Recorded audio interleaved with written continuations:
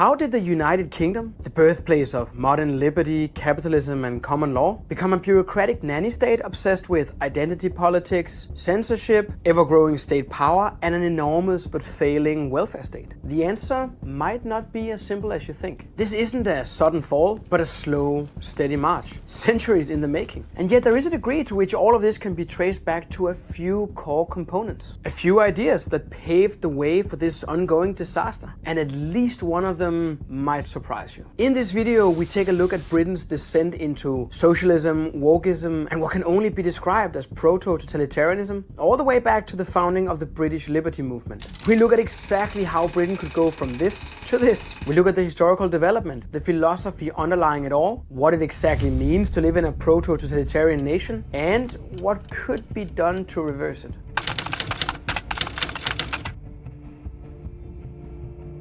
There was a time in history where the name Britain was for many synonymous with the word liberty. The Magna Carta of 1215 planted the seed of limiting power. John Locke's philosophy of natural rights laid the moral foundation for classical liberalism. Adam Smith, of course, championed free markets in the wealth of nations. And John Stuart Mill warned against the tyranny of the majority and advocated individual freedom. These were not just superficial ideas. They were revolutionary for their time, and they became fundamental in the historical struggle of individuals to control their own lives and property, out of a world and societal structure where no such ideas of individual freedom had yet had much influence. In the case of Britain, they shaped an empire driven by trade and innovation. An empire that, for all its faults, to a larger extent saw the individual, not the collective, as the cornerstone of civil society. Now, it might surprise many to hear that in many ways everything that is wrong with Britain today is exactly rooted within its classical liberal movement. But before we move back to that, we need to get an overview of exactly how Britain descended into what it is today. So in 1884, the Fabian Society was formed. A group of elite intellectuals who believed in gradual socialism and who, through their arrogance, advocated the philosophy of noblesse oblige. No revolution, just slow institutional takeover. Their influence shaped the Labour Party, founded in 1900 on a unionist and socialist platform. Of course, World War II became the perfect pretext to implement their plans. In 1942, the Beveridge Report paved the way for the welfare state. By 1948, the National Health Service was born. Entire industries were nationalized. Friedrich Hayek, of course, warned us in the road to serfdom. Central planning leads inevitably to tyranny. But of course, few listened. By the 1970s, Britain was collapsing under the weight of its own bureaucracy. Strikes, blackouts, and even an IMF bailout. Socialism, of course, hadn't created equality or wealth, only decay and poverty. Then came the Iron Lady, Margaret Thatcher, who declared war on collectivism. She privatized state monopolies, broke the stranglehold of unions, and preached self-reliance. But Thatcher's revolution was economic, not cultural. The left had already taken hold of Britain's institutions. Universities, media, and civil service remained pretty much captured. And Thatcher? Well, truth be told, she only served as a temporary obstacle on Britain's march towards self-destruction. Tony Blair's third-way government from 1997 to 2007 expanded the state not only economically but culturally. While appearing moderate, Blair embedded progressive ideology deep into British institutions. Then postmodernism enters the bloodstream. Gramsci taught the left to take power through culture. Foucault gave them the language of power dynamics. Suddenly, more or less every young educated person in Britain saw the world through postmodern spectacles. Power structures, hierarchies, oppression, everywhere. Universities taught critical theory. The BBC, of course, became a mouthpiece for identity politics. Then legislation followed. The Gender Recognition Act, hate speech laws, speech policing online and in public. In other words, it was no longer enough to tolerate others. You had to affirm their beliefs or be punished by the state. But just as the cultural institutions of Britain were being captured by progressive ideology, its economy was about to take another major hit. In 2008, the global financial crisis struck. An economic earthquake triggered by reckless banking practices, easy credit, and an ever-growing belief that risk could be endlessly socialized. Britain's political class under Prime Minister Gordon Brown responded not with introspection, but with bailouts, funneling billions of taxpayer pounds into failing banks and financial institutions. What could have been a moment to reassert market discipline and individual responsibility became instead the cementing of a new kind of collectivism, corporate-state fusion. The state now existed not only to redistribute wealth through the welfare state, but to absorb the failures of private institutions, creating a perverse incentive structure where risk was privatized and failure was nationalized.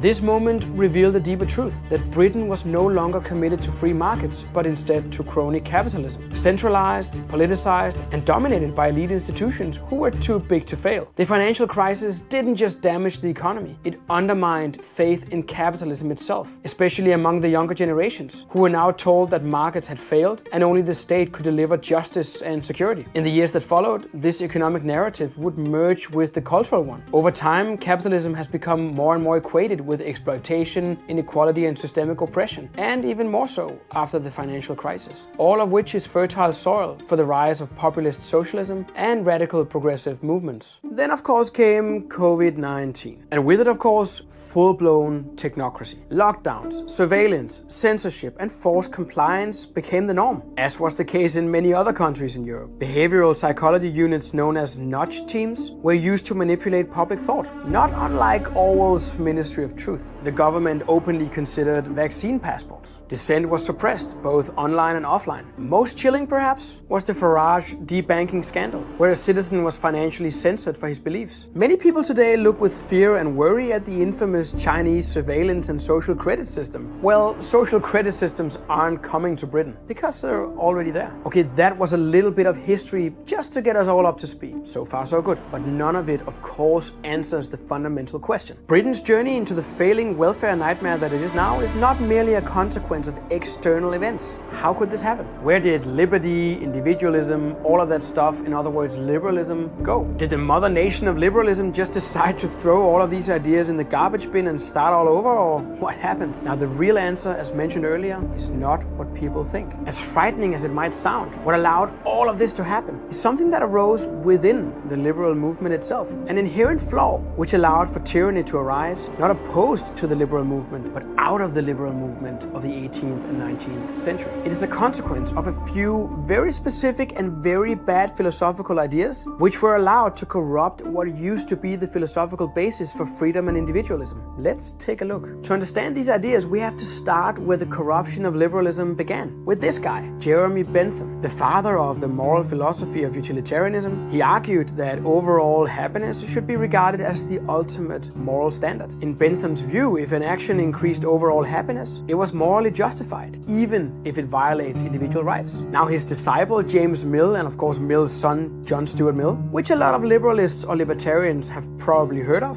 further embedded this logic into liberalism. Though John Stuart Mill is often quoted for defending liberty, even he struggled to reconcile individual rights with the utilitarian principle. But the consequences of the works and ideas of this trio has been devastating to liberal thought. Through John Stuart Mill, a seeming champion of individualism and freedom, utilitarianism was allowed not only to live among explicitly totalitarian political ideologies, but it was smuggled into the liberal mind, alongside ideas of freedom and individual sovereignty. Utilitarianism paved the way for proto-totalitarian logic. If the majority's happiness justifies coercion, then freedom becomes conditional, something that is allowed to exist as a privilege granted by the state only as long as it aligns with overall happiness maximization. This, of course, laid the groundwork for policies where elites could override individual choice for the sake of the greater good. We don't have to look for long to find examples of how this fundamental idea still serves as a core component to the moral choices made by modern-day politicians. Later thinkers like John Rawls has taken it even further. His theory of justice redefines fairness as redistributive equality and as something that has absolutely nothing to do with liberty. Widely considered as a modern liberal thinker, Rawls, thereby just as Mill, has succeeded in smuggling in proto-totalitarian ideas, justifying tyranny against the individual under the guise of liberalism, and perverted definitions of equality, justice, and freedom. Now, this smuggling in of utilitarian and egalitarian logic through liberalism has, of course, fundamentally changed what liberal even means. Where it once referred to the belief in individual liberty, free markets, and freedom from coercion, it now increasingly refers to support for state-enforced equality of outcome, so-called welfare rights, and the religion of progressiveness. In the modern context, liberalism has become a euphemism for bureaucratic control, speech policing, and moral relativism. In other words, freedom has been completely turned on its head, and now it pretty much means the freedom to tell other people what to do. In the immortal words of Milton Friedman,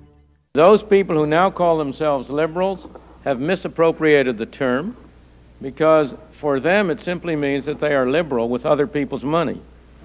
Now, in contrast, British thinkers like Roger Scruton and Douglas Murray have tried to fight back against these ideas. Scruton has warned of a culture hollowed out by relativism, and Murray has pointed to the madness of crowds, driven by identity rather than reason. The question is it too late? Because by now, British institutions have been more or less fully reprogrammed to treat equality of outcome as sacred and individual liberty as dangerous. And of course, just when you think that the whole thing couldn't get more insane, you remember that you're dealing with the spirit of wokeness, which of course never ceases to amaze in its disregard for reality. With the recent implementation of discriminatory guidelines for the British justice system, allegedly to protect against the discrimination of minority groups, Britain now effectively has a two-tier justice system explicitly discriminating against white Christian males. That is on the basis of race, ethnicity, gender, sexuality, and religion. With otherwise law-abiding citizens being arrested in front of their children because of the content of their text messages, well, the picture is almost complete, right? And though we do see some backlash in Britain against leftist ideas and the progressive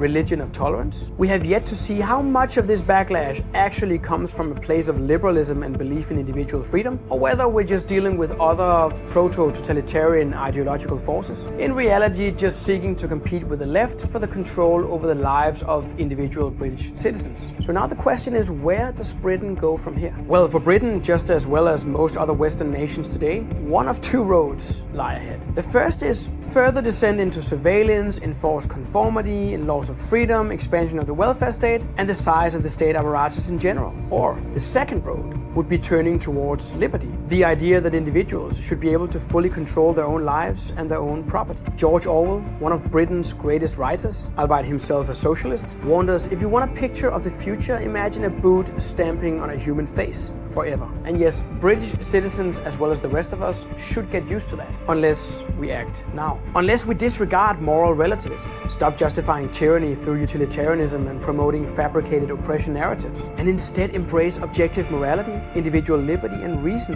as the primary basis for our lives and the structure of society. Unless we give up the contradictory idea of positive rights, start dismantling the welfare state, downsizing the state apparatus so that it only fulfills the task of maximizing the negative freedom of its citizens. Nothing more, nothing less. If that doesn't happen, Britain will continue down the path that it is already on now and has been on for centuries, into socialism, into the complete destruction of all liberty, the disincentivization of all value creation, the adoption of explicitly totalitarian ideologies, religions, and cultures, and the inevitable total collapse of what was once a great empire and the birthplace of liberty. Britain's descent into soft tyranny is not a bug. It is not an exception to the rule. Instead, it's an inevitable feature of collectivism when it is not stopped in time. And what is happening in Britain today is coming to the rest of the Western world if it hasn't already occurred. The diagnosis? A sickness of collectivism, non-belief in liberty, utilitarianism, and the religion of tolerance. The cure? The awakening of the Western individual to the understanding that there are only two possible ways in which any regime or society can move: towards liberty and individualism, or towards totalitarianism. We must recognize that it is the case for more or less any Western society today, that if we continue further along the path that we are already on, the end station is going to be tyranny. And here, Britain serves as the perfect example. A nation descending from one of the greatest empires human history has ever seen, the birthplace of liberty and individualism and philosophy, the birthplace of free market thought, degenerating into a failing state,